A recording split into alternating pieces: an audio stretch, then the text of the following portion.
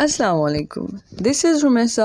Welcome to my YouTube channel. आज हम discuss करेंगे इंटरनेशनल लॉ की वीडियो पार्ट 2, जिसमें सबसे फर्स्ट पे आ जाता है इसका पॉइंट रिकॉग्नाइजेशन ऑफ स्टेट। तो मैं आपको बताती हुई चलूँ रिकॉग्नाइजेशन का क्या मतलब है। इसका मतलब है तस्लीम करना। एंड नेक्स्ट हम देखेंगे व्हाट इज स्टेट। स्टेट क्या है।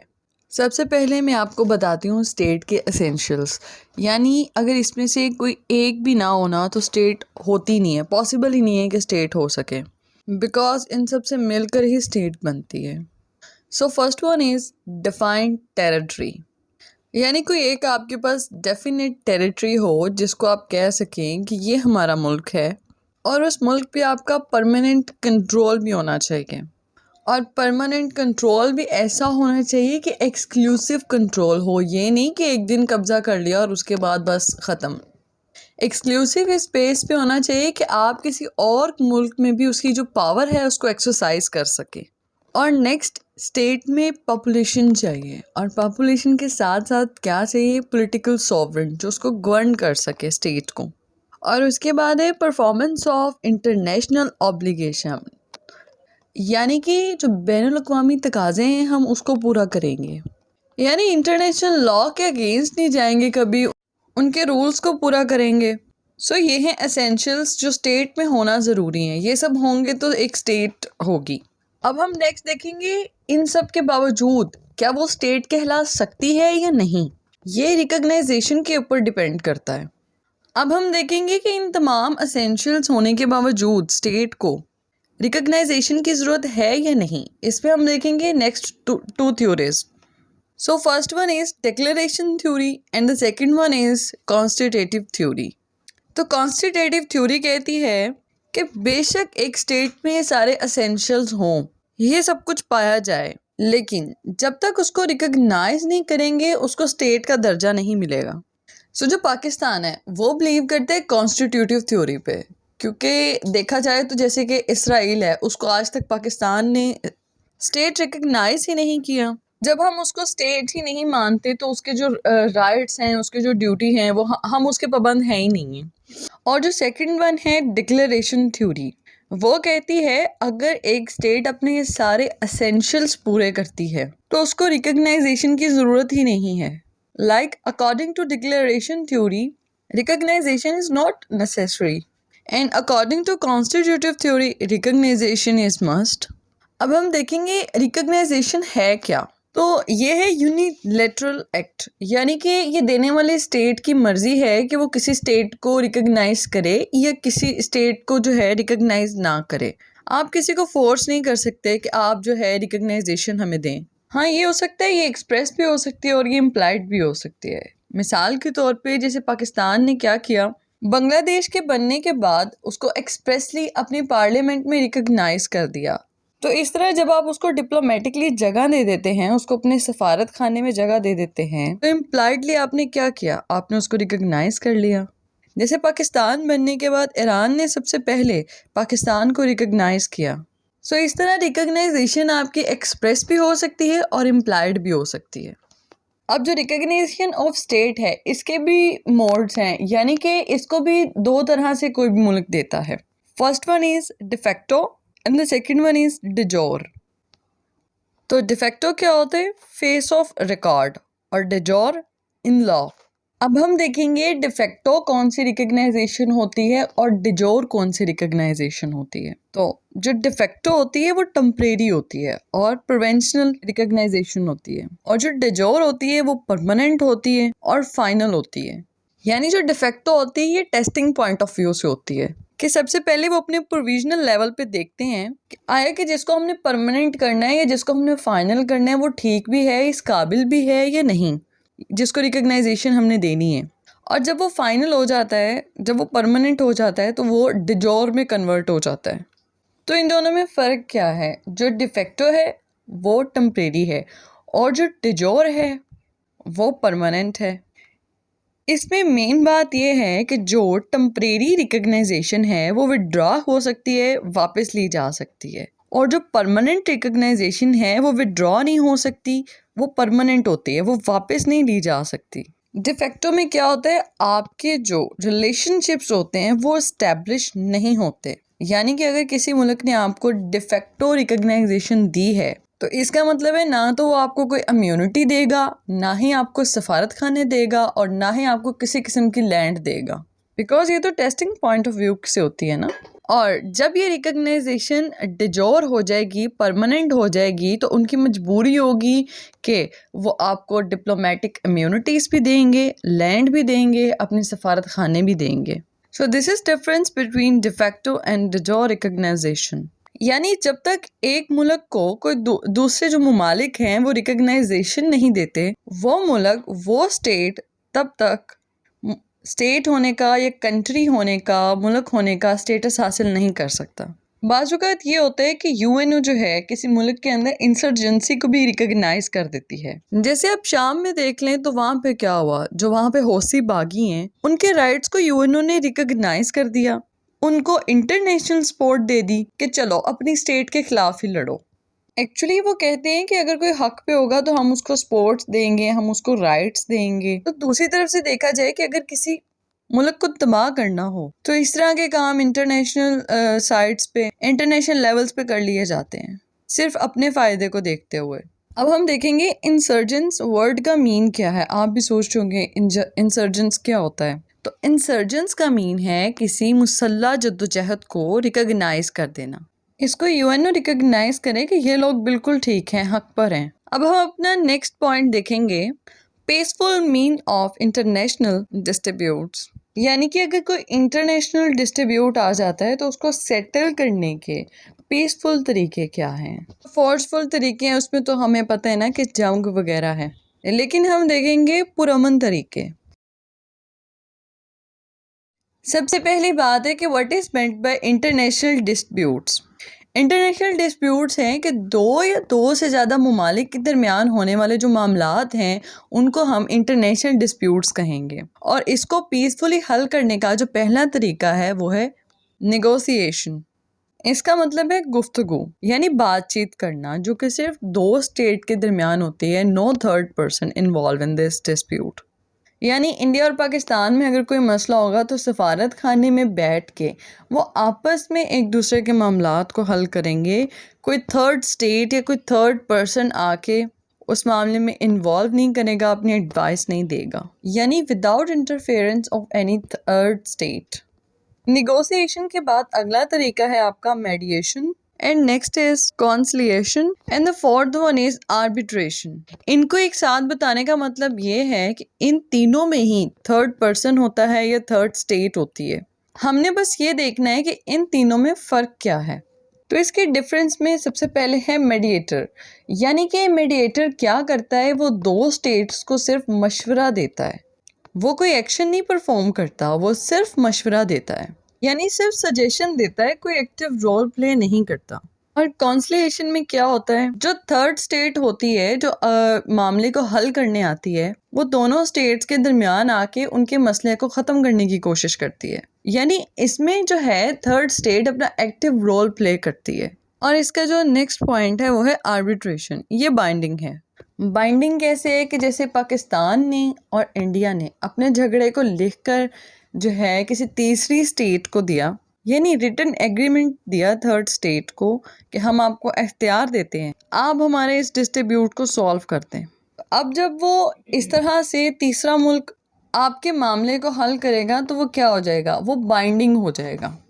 तो ये थे 3 पॉइंट, जिसमें फर्स्ट वन मेडिएशन, वो सिर्फ सजेशन देता है। सेकंड वन कॉन्सिलिएशन, वो एक्टिव रोल प्ले करता है। और थर्ड वन है आर्बिट्रेशन, यानी कि वो आप उसको रिटन जो है हक देते हैं कि वो आपके जो मामले को सॉल्व करता है, आपके डिस्ट्रीब्यूट को सॉल्व करता है, तो वो बाइंडिंग हुआ। मिसाल के तौर पे जैसे हमारा एक मेजर इशू है कश्मीर इशू।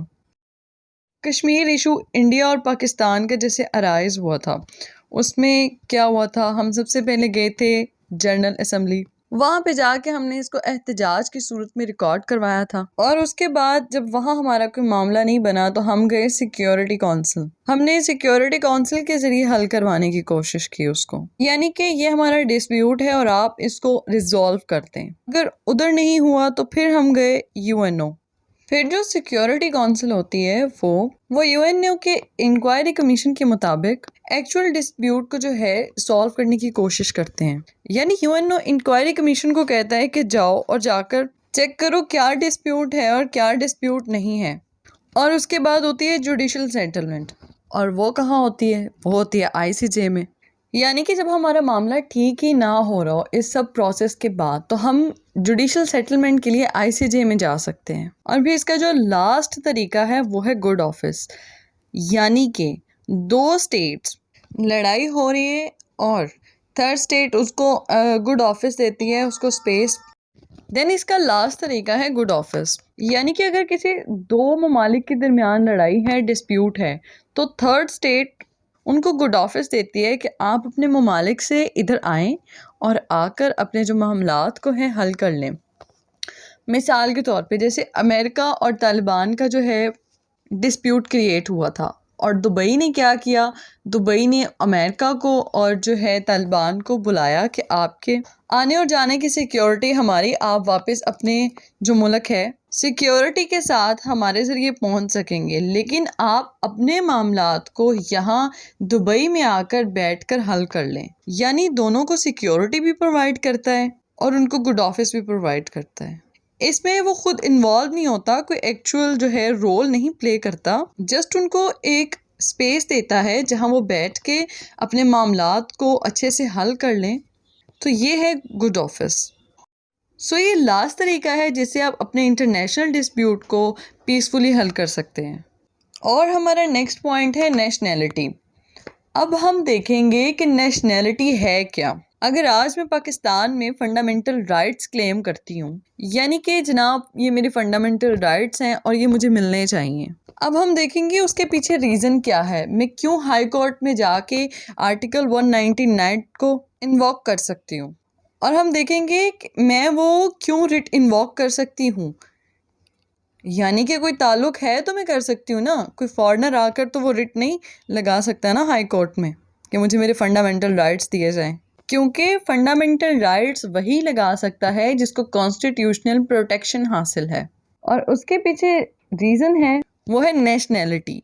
और नेशनैलिटी का मीन क्या है? नेशनैलिटी का मीन है relationship of individual with state. ये आपके इंडिविजुअल्स का स्टेट के साथ रिलेशनशिप है जिसमें आपको राइट और ऑब्लिगेशंस क्रिएट होते हैं। यानी कि अगर मुझे कोई राइट मिले हैं तो मुझे उसके ऑब्लिगेशंस भी मिले हैं, यानी कि हकूक़ व फ़राइज़ दोनों चीज़ें आ जाएंगी ना फिर। अब यहाँ पे जो नेशनैलिटी है उसको ग्रांट करने के ऊपर दो नेशनल थ्योरीज हैं। The first one is jus sanguinis and the second one is jus soli. कुछ ममालिक जो है जस सेंगुनस के ऊपर अमल करते हैं या इस तरह से अपनी नेशनैलिटी देते हैं। अब हम देखेंगे जस सोली किससे निकला है। जस सोली निकला है सॉइल से। यानी कि अब सॉइल क्या होती है? वो होती है मट्टी। यानी कि जिसका ताल्लुक जिस मट्टी से है उसको वहाँ की नेशनैलिटी मिलेगी। यानी कि जिनके पेरेंट्स पाकिस्तान के हैं उनके बच्चे पाकिस्तान में पैदा हों या ना हों, और अगर जिनके पेरेंट्स पाकिस्तान से नहीं होंगे उनके बच्चे चाहे पाकिस्तान में आकर पैदा हों, उनको नेशनैलिटी नहीं मिलेगी। उनको नेशनैलिटी देने की ये वजह है, यानी कि ना देने की, कि हम जो सोली पे तो अप्लाई ही नहीं करते कि जो इस वतन की मिट्टी में पैदा होगा उसको नेशनैलिटी मिलेगी। ये तो है ही नहीं है ना। हमारा तो कॉन्सेप्ट ही जस्ट सेंगुनेंस है, खून के रिश्तों पर है, यानी कि जिसके पेरेंट्स पाकिस्तानी होंगे उसको नेशनैलिटी देंगे हम। तो अब हम नेक्स्ट देखेंगे कि नेशनैलिटी को हासिल करने के और यानी कि एक्वायर करने के और लूज़ करने के क्या तरीके हैं, क्योंकि बहुत से तरीक़ों से आप नेशनैलिटी एक्वायर कर सकते हैं और बहुत से तरीक़ों से आप नेशनैलिटी लूज़ भी कर सकते हैं। तो हम देखेंगे एक्विजिशन ऑफ नेशनैलिटी, हासिल करने के तरीके, और लूजिंग ऑफ नेशनैलिटी, यानी कि नेशनैलिटी लूज़ करने के तरीके। तो नेशनैलिटी एक्वायर करने का सबसे पहला तरीका जो है वो है बर्थ। यानी कि हमें नेशनैलिटी क्यों मिली थी? इसलिए मिली थी क्योंकि हम बाय बर्थ पाकिस्तान से बिलोंग करते हैं और हमारे जो पेरेंट्स हैं वो भी पाकिस्तान से ही बिलोंग करते हैं। और जो दूसरा तरीका है वो है नेचुरलाइजेशन, एक आर्टिफिशियल तरीका है, यानी कि जो लोग मैरिज के ज़रिए नेशनैलिटी हासिल कर लेते हैं। और अब थर्ड तरीका क्या है? डोमिसाइल। अब हम देखेंगे इसमें कि हमारे बहुत से लोग जाके जर्मनी में सेटल हो रहे हैं, ऑस्ट्रेलिया में सेटल हो रहे हैं। उन्होंने इस चीज़ को बहुत सिंपल कर दिया है। जर्मनी और ऑस्ट्रेलिया टाइप जो कंट्रीज़ हैं, उन्होंने वो कहते हैं इतने पैसे लेकर आओ, यहाँ बिजनेस करो, हमारे जो नेशनल हैं उनको जॉब्स दो और नेशनलिटी ले लो, यानी कि डोमिसाइल। उसके मुकाबले में हमने क्या कर दी, एक डिस्टिंग्विश ड्रॉ कर दी कि जो अफ़गानिस्तान वाला है, नहीं जी हमने तो उसको नेशनलिटी देनी ही नहीं है। और उसके बाद क्या हुआ है नतीजे में, ज़्यादातर हमारे कारोबार कौन संभाल के बैठे हैं, अफ़गानिस्तान के लोग। और कैसे, अनऑफिशियल तरीके से, ना तो कोई टैक्स पे कर रहे हैं, ना ही कोई बिल पे कर रहे हैं, क्योंकि वो तो पाकिस्तान के नेशनल ही नहीं है ना, उन पे तो फिर राइट और ऑब्लिगेशंस है ही नहीं है। हमने एक तरह से उसका राइट रोका, लेकिन क्या हुआ, राइट मारा गया हमारा। उसको सिंपल कर दो कि कोई अफ़गानिस्तान का बंदा हमारे बैंक अकाउंट में अगर इतनी अमाउंट रखता है और अपनी सारी प्रॉपर्टी को वो प्रॉपर तरीके से रजिस्टर करवाएगा और इतना प्रॉपर टैक्स पे करेगा, तो हम उसको पाकिस्तान की नेशनलिटी दे देंगे। इससे ये फ़ायदा होगा कि जो लोग रह रहे हैं, रहेंगे, उनको ऑफिशियल कर दो, वो अपने प्रॉपर टैक्स पे करें, अपनी ज़मीनों को रजिस्टर करवाएं, अपने जो बैंक अकाउंट्स खुलवाएं। उससे क्या होगा, फेडरेशन को फ़ायदा होगा, कंट्री की इकॉनमी इंक्रीज़ होगी। तो इस तरह इनको क्या दे दें हम, डोमिसाइल। और इसका नेक्स्ट तरीका क्या होगा, ऑप्शन। और जब हम ऑप्शन पढ़ेंगे तो ऑप्शन क्या है, more to acquire the nationality as well as more to lose the nationality. और इसके बाद हमारे पास आ जाएगा री इंटीग्रेशन। अब जो दोनों साइड पे मोड आएंगे उसको हम पहले डिस्कस कर लेते हैं। एक है सेशन और एक है सब्जुगेशन और एक है रिजम्पशन और है री इंटीग्रेशन। और जो और लूज करने के तरीके हैं वो है release, deprivation, long continue immigration. अब हम देखेंगे ऑप्शन, यानी कि कई ममालिक में होता है कि आप एक मुल्क में एक ही मुल्क की नेशनलिटी ले सकते हैं एक टाइम में, मतलब यानी कि आप एक टाइम पे दो नेशनलिटीज़ नहीं रख सकते, सिर्फ एक रख सकते हैं। और अगर किसी शख्स के पास ऑप्शन है कि वो जर्मनी की भी नेशनलिटी भी ले सके और पाकिस्तान की भी नेशनलिटी ले सके, और वो पाकिस्तान की नेशनलिटी लूज़ कर देता है, वो कहता है अभी पाकिस्तान की नेशनलिटी की ज़रूरत नहीं है, जर्मनी की नेशनलिटी की ज़रूरत है, तो वो जर्मनी की नेशनलिटी एक्वायर कर लेता है एक साइड से, और दूसरी साइड से वो पाकिस्तान की नेशनलिटी लूज़ कर देता है। तो इस तरह ऑप्शन जो है दोनों में फॉल कर गया, क्योंकि उसने जर्मनी की नेशनलिटी एक्वायर कर ली और पाकिस्तान की लूज़ कर दी, क्योंकि उसके पास ऑप्शन था ना। और नेक्स्ट हम देखेंगे सब्जुगेशन। इसमें यह होता है कि अगर एक मुल्क दूसरे मुल्क पे फतह हासिल कर ले, तो जिस मुल्क पे फतह हासिल की होगी उस मुल्क के लोगों की जो पहली नेशनलिटी थी वो लूज़ हो जाएगी, और जिस मुल्क ने उस पर फतह हासिल की है उसकी नेशनलिटी उसको एक्वायर हो जाएगी। तो इस ज़रिए से उन्होंने अपने पुरानी नेशनलिटी जो पहली थी वो लूज़ कर दी, और जो नया जो मुल्क उन पर फतह हुआ था उसकी नेशनलिटी उन्होंने एक्वायर कर ली। और नेक्स्ट वन है सेशन, यानी कि एक मुल्क दूसरे मुल्क उनसे नेशनलिटी के लिए एग्रीमेंट कर लेते हैं। तो इस तरह क्या हुआ, जब एक मुल्क ने दूसरे मुल्क के साथ नेशनलिटी के लिए एग्रीमेंट कर दिया तो उसको एक मुल्क की नेशनलिटी मिल गई और जो उसकी अपनी थी वो लूज़ हो गई। और नेक्स्ट जो है रिजम्पशन और इंटीग्रेशन में क्या फ़र्क है। जैसा कि आप जानते हैं कि पाकिस्तान में सिंगल नेशनलिटी चलती है, और अब हम देखें कि MNA बनने के लिए कौन सी नेशनलिटी चाहिए, यानी कि कितनी नेशनलिटीज़ चाहिए, तो सिंगल चाहिए। और हमारे जो मुल्क के लेजिस्लेचर्स हैं उनके पास बाहर की भी नेशनलिटी होती है और पाकिस्तान की भी होती है, लेकिन जब वो पाकिस्तान में आते हैं तो वो फार टाइम अपनी बाहर की नेशनलिटी को जो है रिलीज़ कर देते हैं, और उसी वक्त में वो जब उस नेशनलिटी को रिलीज़ करते हैं तो वो पाकिस्तान की नेशनलिटी को रिज्यूम कर लेते हैं, और फिर जब वापस चले गए बाहर और वहाँ अरसा गुजार के फिर इधर आए पाकिस्तान में और 5 साल हुकूमत करनी है, तो क्या कर लेते हैं, पाकिस्तान की नेशनलिटी को रिज्यूम कर लेते हैं, और जब हुकूमत नहीं करनी तो फिर बाहर के मुल्क में भाग गए। तो रिजम्पशन क्या होती है, पहले नेशनलिटी थी, आप कहीं पे गए, नेशनलिटी को छोड़ा और वापस आकर क्या कर लिया, उसी नेशनलिटी को रिज्यूम कर लिया। अब हम देखेंगे री इंटीग्रेशन, यानी कि जिसमें एक शख्स था तो पाकिस्तानी, लेकिन उसने क्या किया, उसके पास ऑप्शन था जर्मनी की और उसकी पाकिस्तान की नेशनलिटी लेने का। तो उसने क्या किया, जर्मनी की नेशनलिटी ले ली और पाकिस्तान की जो नेशनलिटी है उसको लिया ही नहीं, उसको ज़रूरत ही नहीं थी उसकी उस टाइम पे, क्योंकि उसने तो ऑप्शन में जर्मनी की नेशनैलिटी ले ली ना, उसने पाकिस्तान की नेशनैलिटी सिरे से ली ही नहीं। और अगर काफ़ी अरसे के बाद या कह लें बुढ़ापे के बाद उसको याद आई पाकिस्तान की और वो पाकिस्तान में आना चाहे तो वो क्या करेगा? तो वो अपनी नेशनैलिटी को रीइंटीग्रेट करेगा। और नेक्स्ट पॉइंट है डेप्रीवेशन, यानी कि जिला वतन कर देना। और जिला वतन ज़ाहिर सी बात है सज़ा के तौर पे किया जाता है, वैसे तो होता नहीं है। और हमारा लास्ट पॉइंट है लॉन्ग कंटिन्यू इमिग्रेशन, यानी कि कुछ ममालिक के असूल हैं कि कोई बंदा अगर 9-10 साल अगर हमारे पाकिस्तान से बाहर रहेगा या हमारे मुल्क से बाहर रहेगा तो हम उसकी नेशनैलिटी को ख़त्म कर देंगे। तो ये तरीके थे नेशनैलिटी को एक्वायर और लूज़ करने के। और नेक्स्ट हमारा टॉपिक है कि डिप्लोमेटिक इम्यूनिटीज़ क्या चीज़ हैं। सबसे पहले हम देखेंगे डिप्लोमेट मिशंस, यानी कि सफारत खाने। और डिप्लोमेट मिशंस को कहीं पे एम्बेसी कहते हैं और कहीं पे हाई कमीशंस कहते हैं। तो पाकिस्तान का इंडिया में क्या है? High commission. और अगर पाकिस्तान का यूएसए में देखा जाए, अमेरिका में देखा जाए तो क्या होती है वहाँ पे एम्बेसीज होती हैं। जो कॉमनवेल्थ कंट्रीज़ हैं वो अपने सफारत खाने को हाई कमीशन कहती हैं, और जो बाकी सारे ममालिक बचे यूएसए वगैरह वो अपने सफारत खाने को एम्बेसी कहते हैं। तो यहाँ हम देखेंगे सफारतकार जो होते हैं वो मुख्तलिफ़ किस्म के होते हैं।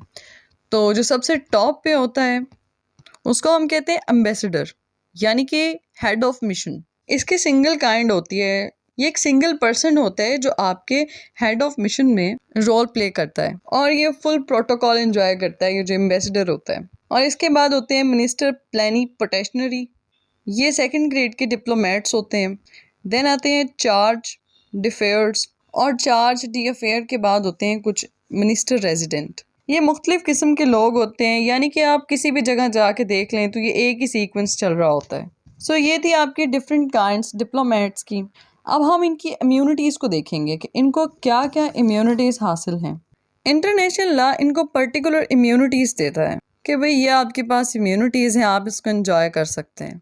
अब हम देखेंगे इनको कौन कौन से डिप्लोमेटिक इम्यूनिटीज़ हासिल हैं। सबसे पहली है इनवॉयबिलिटी ऑफ पर्सन।